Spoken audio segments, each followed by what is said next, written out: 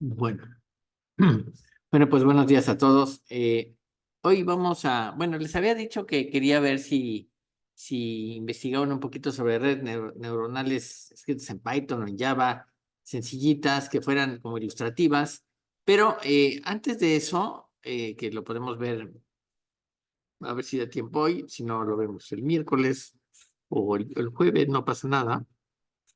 Este, Les quiero mostrar algunos detalles que me parecen importantes. Uno de ellos es, primero de todo, déjenme ver dónde está. Este,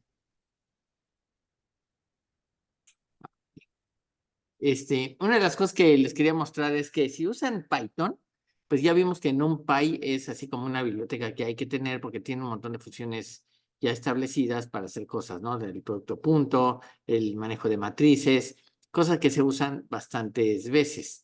Pero otra cosa que sería interesante averiguar es, por ejemplo, eh, cuando yo trabajo con redes neuronales, acuérdense que hay dos tipos básicamente. Uno es redes supervisadas y no supervisadas, ¿no? Las supervisadas es cuando yo tengo yo ya sé los valores, a ciertos valores de entrada, tengo ciertos valores de salida. Ya sé qué debe dar, qué resultado me debe dar. Entonces, si pongo diferentes pesos en las entradas y el resultado que me da no es el adecuado, lo que tengo que hacer es modificar los pesos y se hace una cosa que se llama backpropagation o propagación hacia atrás, y básicamente con la propagación hacia atrás, voy corrigiendo los pesos hasta que eventualmente ya quedan, ¿no? Pero de alguna manera, los datos los tengo que tener, o sea, tengo que tener algunos valores.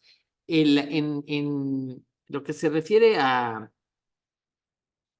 redes neuronales no supervisadas, lo que tengo es un conjunto de datos y lo que trato de hacer el algoritmo de la red neuronal es en todo caso encontrar ciertos patrones, ¿no? Ahora, cuando uno de los datos más comunes que podríamos encontrar en muchas cosas, por ejemplo, estoy pensando en el convertir de Fahrenheit a grados centígrados, creo que es una función lineal, si no me equivoco es una función lineal.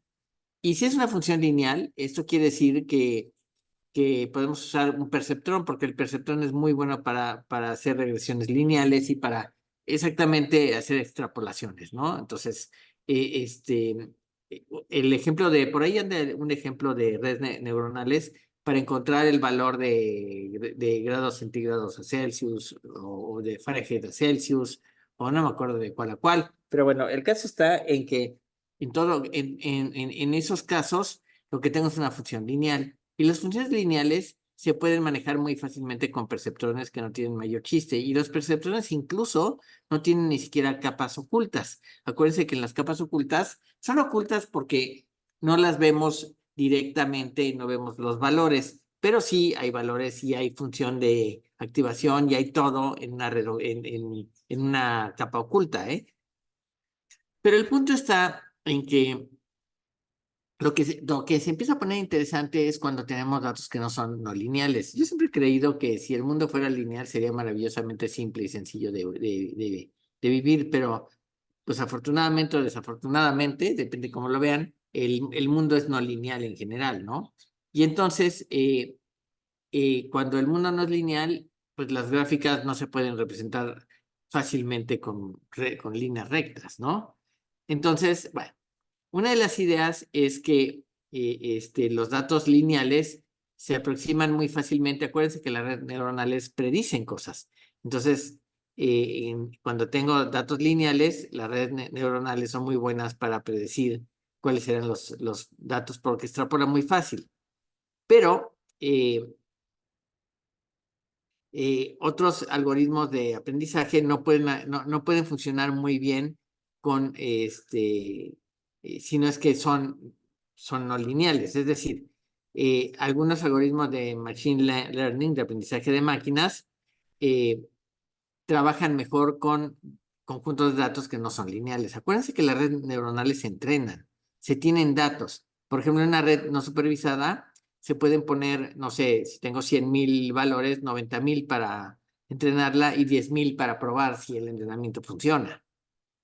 Bueno, una idea es, por ejemplo, para crear una serie de datos, si van a empezar a experimentar con sus redes neuronales y van a crear datos, ¿sí? Bueno, pues uno es crearlos así con su imaginación y la otra es usar una biblioteca que se llama NNFS.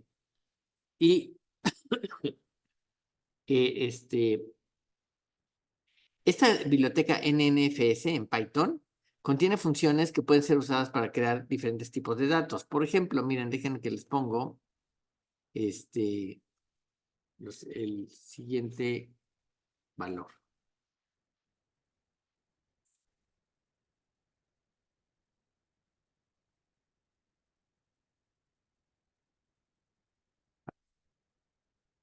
Déjenme ver.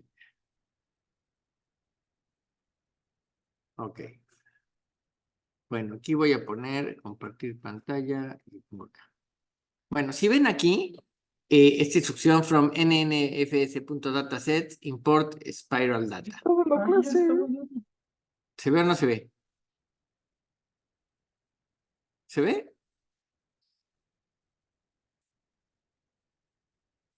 ¿Qué pasó aquí? Ok, así se ve, ok.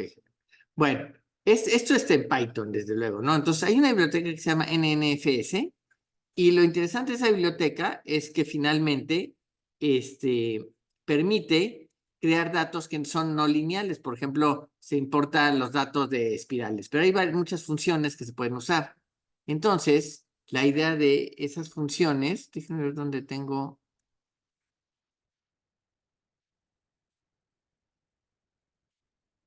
¿Qué pasó acá? Deme un segundo que no entiendo por qué.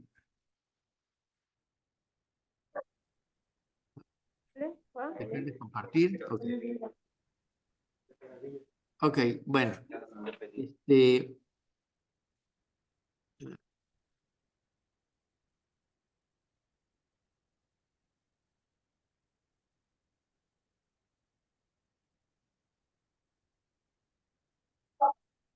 Ok, no sé qué pasó aquí.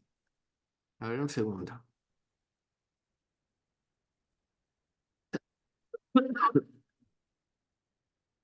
Entonces, bueno, el punto es, si queremos probar algunas bases de datos con una red neuronal, pues tenemos que tener los datos. Es decir, no los inventamos, no los creamos de la nada, los tenemos que tener desde antes. Entonces, una de las ideas es precisamente usar una biblioteca que ya haga eso por nosotros. Entonces, bueno, esa idea es usar datos no lineales, porque ya les dije, los datos lineales son muy sencillos de manejar desde luego hay que instalar, ¿no? Hay un instalador en este asunto hay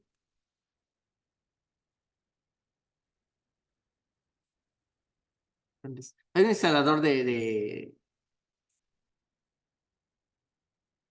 ¿cómo se llama? De Python, ¿no? Que creo que se usa así.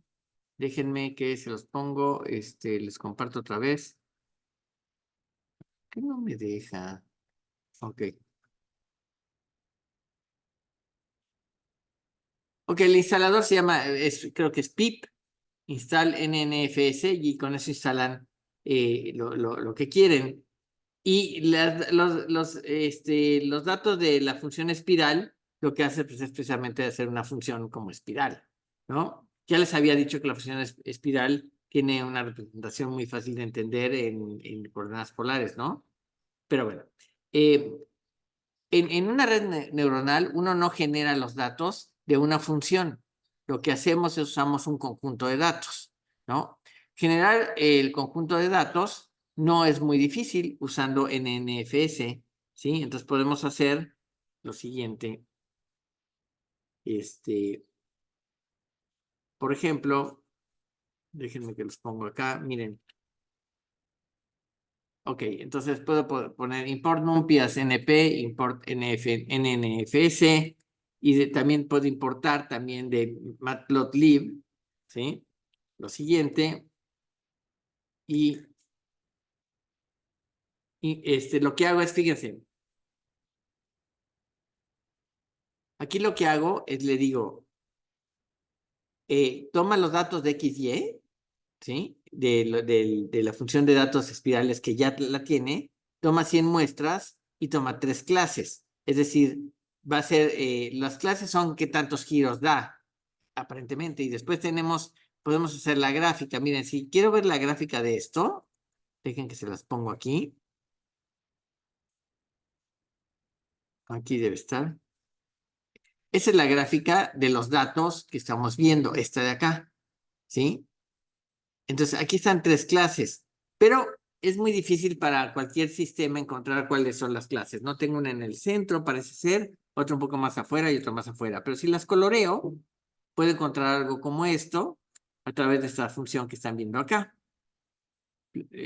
Plotter scatter x0, xy, x1, perdón, y ponemos c igual a y y ponemos RGB, ¿no? Y que lo muestre. Y lo que nos muestra la gráfica es esto, ¿ok?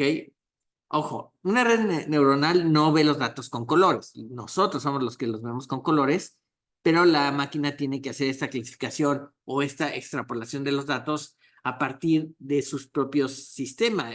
O sea, no, no, la máquina no ve colores. Va a tratar de encontrar y discriminar porque estos datos son no lineales. ¿Ok? Bueno.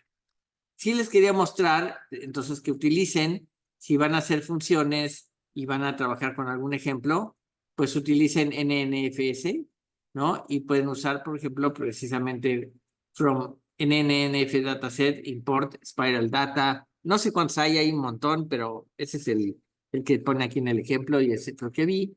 Y pues está muy simpático, ¿no? Entonces, eso se puede hacer por un lado, pero pasando entonces a cosas que hay que tener en cuenta. Dejen que corto aquí, dejar de compartir. Ok, aceptar. Y ahora le voy a decir que ok, bueno. Entonces, fíjense, cuando tenemos una red neuronal, tenemos varios elementos que hay que tomar en cuenta. Uno es nuestros datos de entrada, que entran a diferentes neuronas. ¿Qué son esos datos de entrada? Pueden ser, por ejemplo, la edad de una persona, puede ser el peso de una persona, o el color de cabello, o cómo se viste. Es decir, las entradas pueden ser lo que ustedes quieran, ¿sí? Y cada peso va a decir cosas. Por ejemplo, voy a poner un ejemplo muy, muy burdo, pero imagínense que en una red neuronal yo quiero dejar pasar a alguien a un cuarto especializado solamente si es médico. Entonces, por ejemplo, puedo tratar de distinguirlo, que es una mala idea, pero bueno, puede ser distinguirlo por cómo está vestido. Si no está vestido con bata blanca o como vestido como cirujano, que se ponen así una especie de, tienen como sus pants como paramédicos, ¿no? Entonces, seguramente los han visto.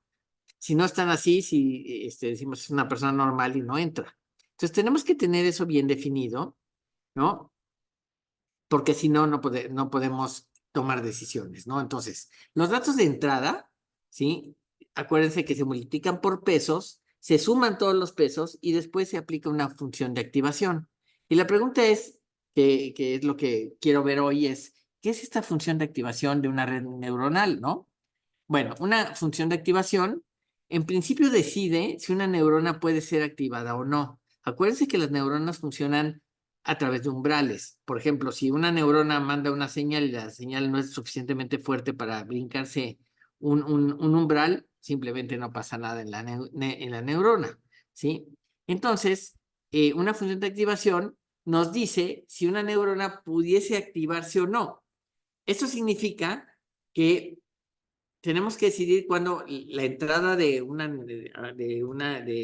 entrada a la neurona, ¿sí?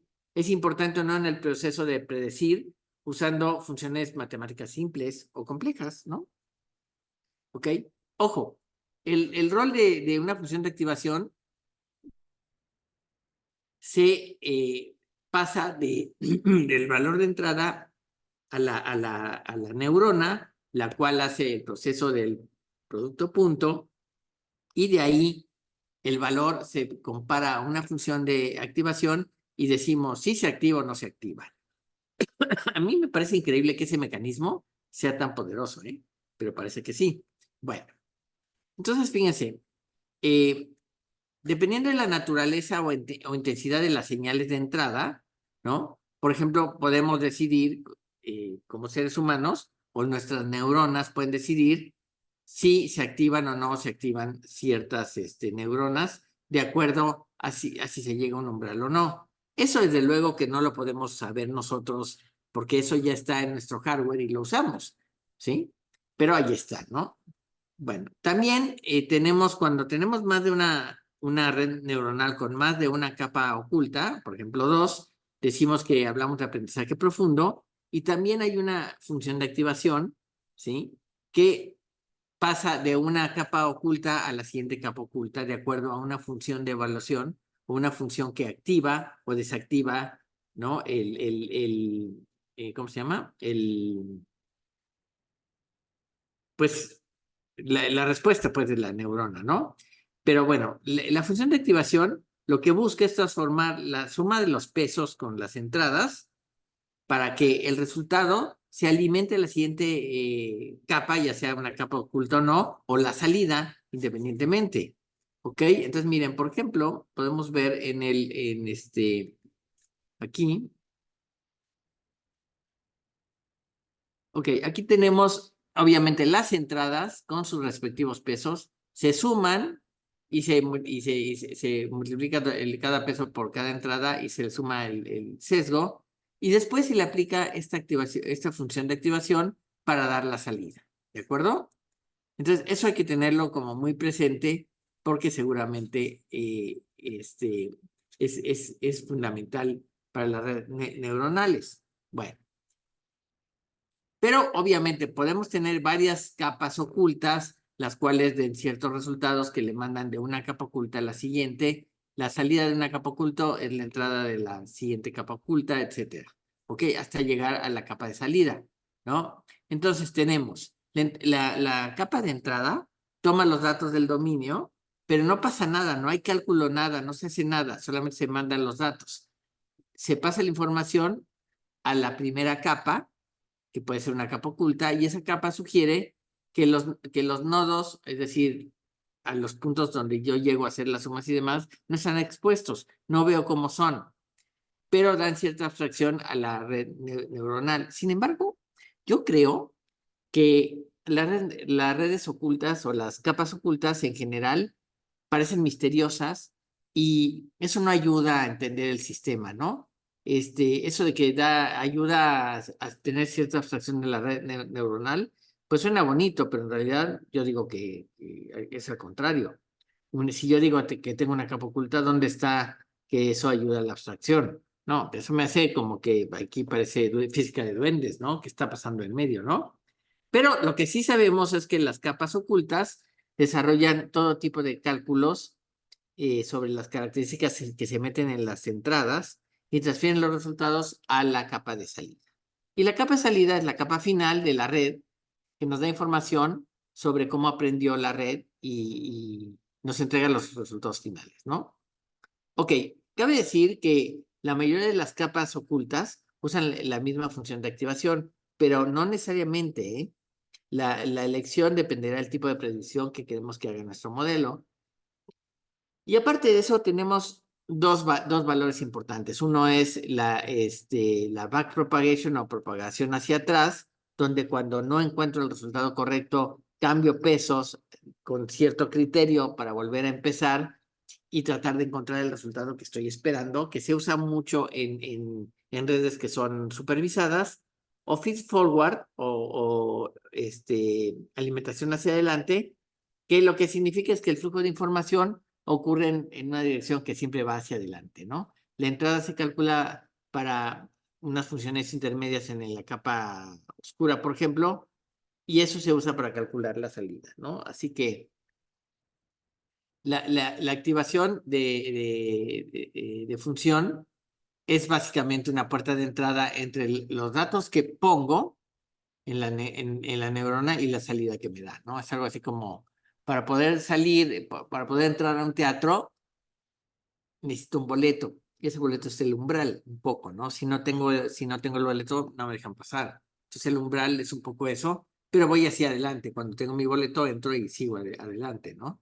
Bueno, mientras que la propagación hacia atrás o backpropagation, los pesos de la red, ¿sí? De las conexiones en la red, se ajustan si no dan los resultados correctos para minimizar la diferencia entre la salida que tengo contra el vector que quiero, ¿sí?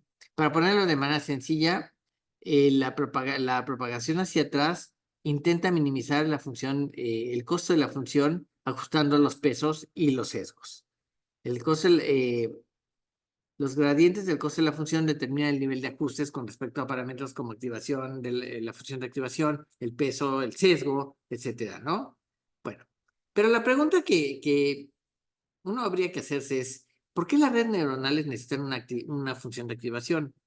¿No valdría nada más pues, con que tenga los pesos y demás? ¿No? Pues parece que no. Y el propósito de la función de activación es añadir la no linealidad a las redes neuronales. Acuérdense, fíjense, estas funciones de activación introducen un paso, un paso extra a cada capa durante la propagación hacia adelante, pero el cálculo que lleva más tiempo es importante. Y la razón de eso es que imagínense, por ejemplo, que tenemos una red neuronal que no tiene funciones de activación. Entonces lo que va a pasar es que cada neurona va a desarrollar una transformación lineal porque va a multiplicar el peso por el valor de entrada, ¿sí? Y le va a sumar el sesgo. Y no importa cuántas capas ocultas tenga pegadas en la red neuronal, todas las capas se van a compartir, eh, se van a, ¿cómo se dice? Se van a comportar de la misma manera porque la composición de dos funciones lineales siempre es una función lineal. Entonces, si tengo 10 funciones lineales, pues la composición de esas funciones siempre va a ser lineal. Y eso hace que la red neuronal sea muy simple y que sea imposible aprender cualquier tarea complicada, ¿no? Y ya vimos que los perceptrones nos permiten hacer redes neuronales muy sencillas, ¿ok? Y que son regresiones lineales finalmente, ¿no? Pero tenemos diferentes funciones de activación que podemos usar que no son no lineales. Y vamos a ver cuáles son estas y por qué se usan. Es interesante, si ustedes quieren hacer trabajos con redes neuronales y que la red encuentre, por ejemplo, patrones o establezca tendencias o ese tipo de cosas, tendrán que usar alguna función no lineal. Acuérdense que las funciones, que las redes neuronales se usan continuamente en temas hasta tan burdos como, por ejemplo, cuando en Facebook sale perdón, compramos algo y nos dice, gente que compró esto también ha comprado esto, ¿no? Bueno, pues eso lo hace una red neuronal, ¿ok? Entonces, de alguna manera predice o trata de predecir el comportamiento que va a tener la gente que encuentra de alguna manera las cosas, o sea, que encuentra algo que compró y que quiere encontrar otras cosas parecidas o que tienen que ver con el tema, ¿no? Pero bueno, regresando al punto, existen varias funciones interesantes para hacer la activación de redes neuronales. La primera es la función escalón, ¿sí? Y que la función escalón depende solamente en el valor umbral que hemos decidido para que la neurona se active o no se active. La alimentación, la entrada, o sea, la entrada que le estoy poniendo a la función de activación, se compara entonces con un umbral. Si la entrada es mayor que eso, entonces la neurona se activa, si no se desactiva. ¿Ok? Si esto último lo que significa es que la salida no pasa a la siguiente capa escondida, ¿no? Para los que nunca han visto la función escalón, pues se las presento. Aquí está, ¿ok? Esa es la función escalón, pero bueno, y se representa matemáticamente como f de x es igual a 0 para todo x menor que 0 y 1 para x mayor o igual que 0. Es decir, para todo menor que 0 siempre va a ser 0, para 0 o 1, 2, 3, 4 o cualquier valor después del 0, va a ser el valor positivo, ¿no? Bueno, ¿cuál es el problema con la función escalón? El problema es que no puede dar diferentes valores a la salida. Por ejemplo, no puede usarse para clasificar, para usar problemas de clasificación, donde hay muchas clases diferentes, ¿sí? Y bueno, básicamente lo que significa eso, en términos reales, es que la, la función eh, la función escalón tiene un problema. Eh, cuando, eh, cuando el umbral, ¿cuánto es el umbral? Es decir, por ejemplo, si yo le digo, bueno, yo en el umbral voy a decir que si no llega a 5, ¿no? Pongo 0. Si pasa de 5, pongo 1. Pero ¿qué pasa si el valor de entrada me da 9? Es muy alto y sí, el umbral lo pasa inmediatamente y se activa la neurona. Y si pongo -2, el umbral es muy chico y no pasa, pero ese -2, ¿qué tan lejos está del umbral? Entonces, la función escalón no me permite ni siquiera hacer ningún cálculo al respecto, ¿no? Si tengo cierto valor, 0, vale 0. Si no, si es menor o igual que 0, si es menor que 0, vale 0. Si no, vale 1, ¿no? Pero bueno, eh, otra función que podemos ver es la función lineal. Pero la función lineal tiene un verdadero problema, ¿no?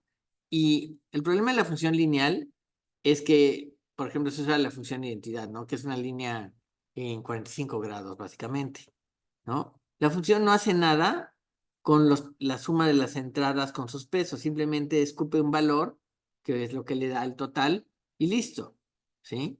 Entonces, f de x es igual a x es básicamente la función, y tiene dos problemas básicos. No es posible usar propagación hacia atrás, porque la derivada de la función es una constante y no tiene relación con la entrada x. Y todas las capas de una red neuronal colapsarán en una activación lineal si se usa esta función. No importa el número de capas en la red neuronal, la última capa va a ser una función lineal de la primera capa. Así que esencialmente, una función de activación lineal manda a una red neuronal de muchas capas a una red neuronal de una sola capa. Probablemente hasta debe haber por ahí un teorema que dice que una red neuronal de muchas capas, si tiene una función de activación lineal, pues lo que tiene es una red neuronal de una sola capa, ¿no? Ok, pero tenemos también las funciones no lineales, que son las que nos interesan. Y una de las cosas que me llama la atención es que las funciones no lineales estén programadas en nuestro cerebro directamente. Es decir, el cerebro ya tiene, si el modelo de las neuronas que usamos es el correcto, ya tiene un montón de cosas como armadas para usar funciones no lineales. ¿Ok? Bueno, las funciones no lineales resuelven las limitaciones de las funciones lineales, por ejemplo, que no pueden salirse de un modelo de regresión lineal, ¿no? De una predicción así para arriba o para abajo muy, muy trivial, ¿no? La activación de funciones no lineales resuelve las limitaciones de las funciones lineales activas. Por ejemplo, las funciones no lineales activas permiten la propagación hacia atrás porque la derivada de la función podría relacionarse con la entrada y es posible regresar y entender qué pesos en las entradas, las neuronas de entrada pueden dar una mejor predicción. ¿Ok? Entonces, de las funciones que hay para usar redes neuronales que no son lineales, hay varias que son interesantes. Una es la sigmoide, ¿sí? Y la sigmoide se ve así. ¿Ok? Bueno, fíjense en una cosa. La función toma cualquier valor real como entrada y los valores de salida están en el rango de 0 a 1. ¿Ok? De 0 a 1. Fíjense que no es una línea recta. Esta función no se puede aproximar como una recta. No es una recta, ¿no? La función tiene esta forma. F de x es igual a 1 más e a la menos x, ¿no? Y eso es lo que nos da esto. ¿Ok? Esta función es de las más usadas en redes neuronales y se usa para modelos donde tenemos la posibilidad de predecir la probabilidad de una salida. Ya que la probabilidad de algo existe solamente entre el rango entre 0 y 1, la sigmoide es probablemente la función correcta por el rango que usa. ¿Sí? Acuérdense que donde hay valores azarosos, solamente puedo tener valores entre 0 y 1, ¿no?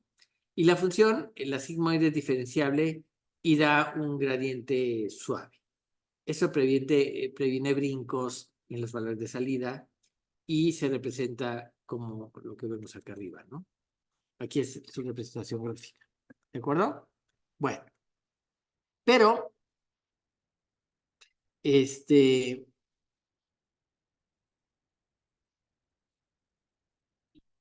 el problema es que si derivamos esta función, la función esta de acá, nos da esto de acá que es f de x, la derivada es sigmoid de x por 1 menos sigmoid de x.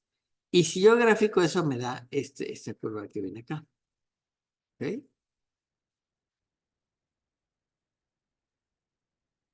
Ok. Fíjense cómo la derivada de eso, vean cómo se ve.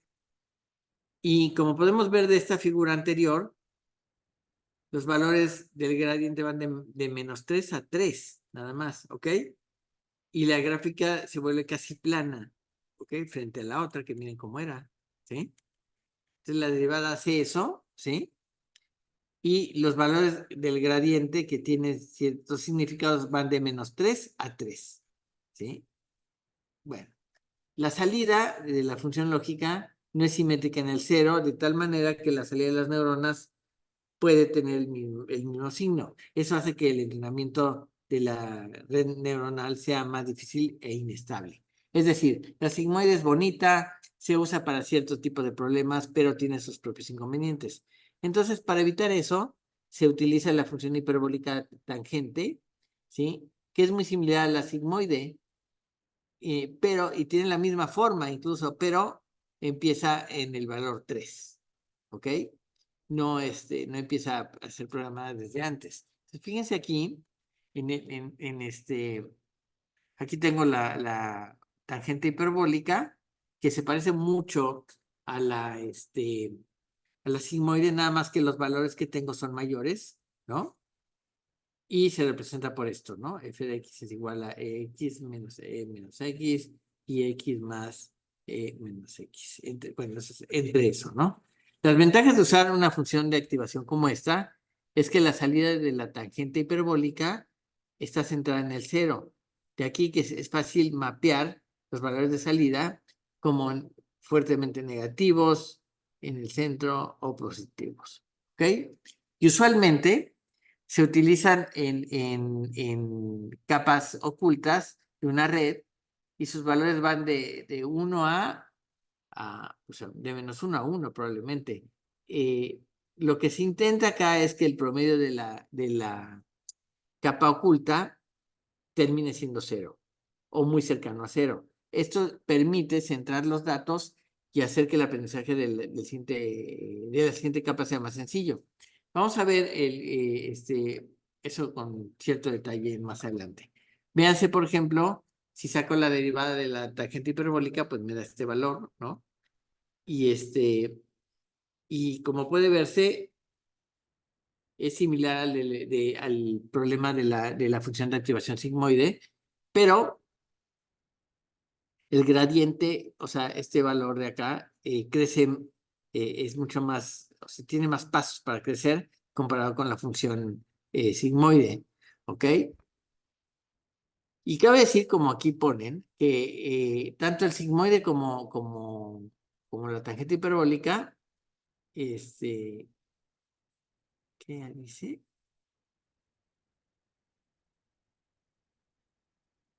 No sé qué dice, no entiendo muy bien. No sé qué quiere decir con esto, pero bueno, ok. Bueno, no importa.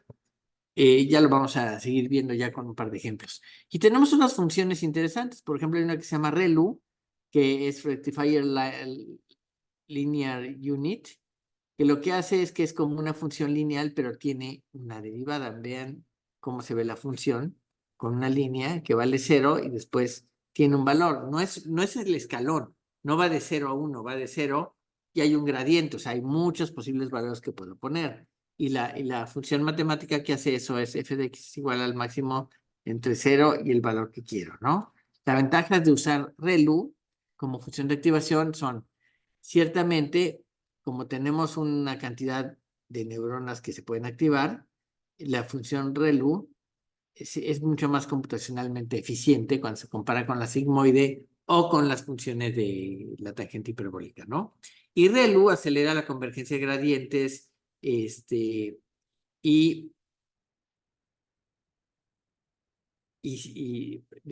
bueno, ReLU acelera la convergencia de gradientes descendientes que van hacia el mínimo global en la función de pérdida debido a la linealidad o a cierta propiedad no saturante, que no sé exactamente a qué se refiere.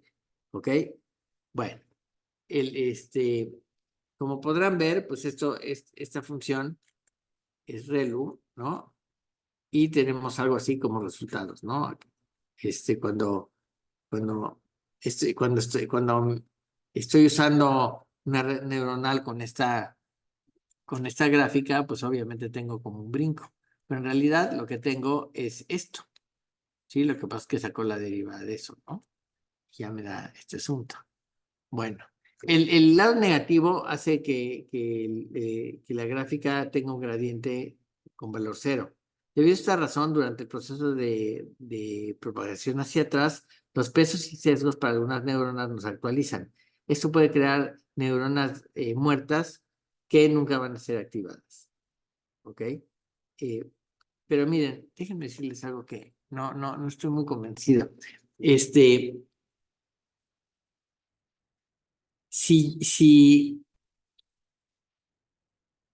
es que el problema que siempre estoy teniendo es la narrativa que me plantean, ¿no? Por ejemplo, dice que si por alguna razón, por ejemplo, en el proceso de propagación hacia atrás, tenemos esta función y esta función de activación nos lleva a valores cero en el gradiente, ¿no? Lo que tenemos es como crear neuronas muertas que nunca van a ser activadas. Pero el problema es que ya hablamos mal, porque eso de hablar de neuronas muertas es una especulación que no tiene que ver con lo que estamos haciendo. Lo que tenemos es un modelo matemático, básicamente. Entonces, decir que hay neuronas muertas me parece una exageración, que coloquialmente a lo mejor te las imaginas, pero no hay nada de eso, ¿eh? ¿Ok? Bueno, hay otras, ¿no? Por ejemplo, otra que es interesante es esta de acá, eh, que se llama Liquid Relu, que como podrán ver, tiene esta línea y después tiene esta otra, ¿no? Y se representa de esta manera, ¿sí? El f de x es igual al máximo de 0.1 por x, x, ¿no? Y la ventaja de esta Leakey Relu es la misma que la que tiene Relu, pero además se le agrega el hecho de que permite propagación hacia atrás, incluso para valores negativos. Y déjenme hacer una pausa al respecto. Miren, yo creo, pero es una opinión basada, o sea, es una opinión educada de lo que sé, de lo que he leído, ¿no? Yo lo que creo es que las redes neuronales más interesantes son donde hay propagación hacia atrás, porque lo que están haciendo es tratar de corregir el error para cambiar los pesos. Y entonces necesito calcular los valores de la red, encontrar cuál es el error asociado y regresar a los valores anteriores. Eso es lo que básicamente tengo que hacer. Pero el regresar a los valores, regresar a la red, cambiar los valores y volver a procesar, es un proceso que en cierta manera es recursivo o que se puede implementar como una función recursiva. Y curiosamente, en la mayoría de los eventos de los autómatas celulares y vida artificial, encontramos con que hay una especie de retroalimentación hacia atrás. Eso es lo que se llama la propagación hacia atrás, que se usa en redes neuronales, y eso nos permite en un momento dado encontrar valores que no sabíamos, pero que hemos ido corrigiendo a través de hacerlo muchas veces en un loop continuo. Bueno, pero el punto es entonces que la vida se compone, o en los autómatas celulares o en cualquier evento de la vida, hay un proceso recursivo en general, no lo olvidemos. Y entonces a mí me parece que el gran poder de las redes neuronales es cuando puedo hacer este proceso de propagar hacia atrás para ver en dónde me equivoqué y tomar otra opción, ¿no? Creo que les había contado de un papá en Estados Unidos, un señor que se dedica a la psicología, que empezó a poner camaritas en todos los techos de su casa, ¿no? Camaritas con audio también y video. Y entonces él se iba a trabajar y en la noche revisaba las grabaciones de las camaritas donde su esposa había estado cuidando al hijo todo el día. Y le daba de comer y le hablaba y qué sé yo, y lo bañaba y no sé cuántas cosas. Y lo curioso del asunto es que este psicólogo lo que quería entender es cómo se crea el lenguaje, cómo es que de repente podemos hablar y entendernos, cómo es que las expresiones que decimos tienen algún sentido, ¿no? Y además ese proceso es muy, muy rápido, pero más allá de rápido, ¿sí? Hay algo que tiene que ver con las mismas redes neuronales, donde cada paso de la red por sí solo no resuelve el problema, pero la estructura de las redes sí permite resolver el problema. Miren, por ejemplo, les voy a poner acá arriba.